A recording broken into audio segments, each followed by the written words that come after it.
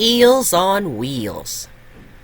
The work needed to make Victoria as good as new took a long time. Summer came with a long, hot, dry spell. There was no rain at all for many weeks. The sun shone from a clear blue sky and the engines grew hotter and hotter. Sometimes Daisy noticed creatures coiled up beside the railway, enjoying the sunshine. Usually they took no notice as she passed, but now and then they would slither away to hide beneath the dry grass. "How do they move?" wondered Daisy. "They've got no legs." "Neither have you," laughed the driver. "But you manage all right. They're grass snakes, and they move by wriggling their bodies very fast from side to side."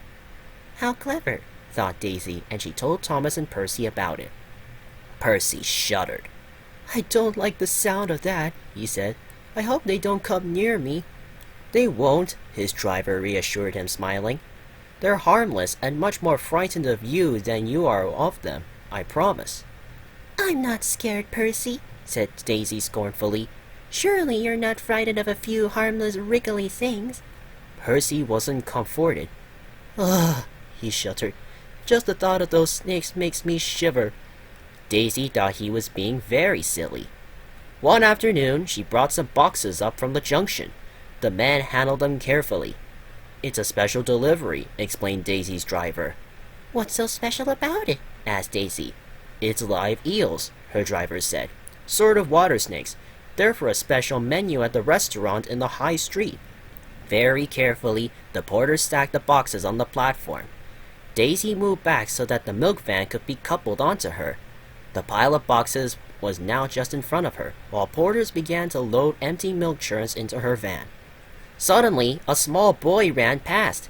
He accidentally caught the top box of the pile with his coat sleeve.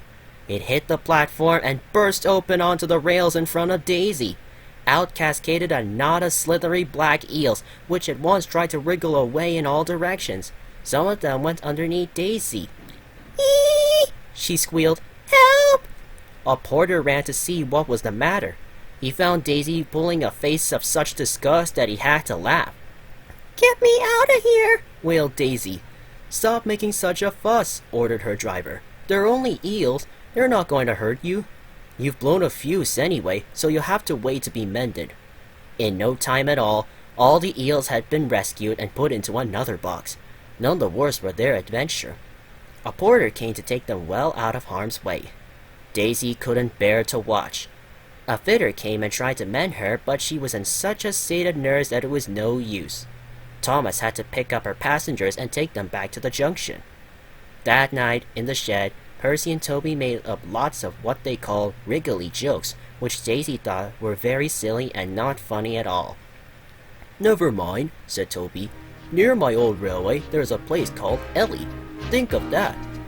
Daisy shuddered. It was the last thing she wanted to think about.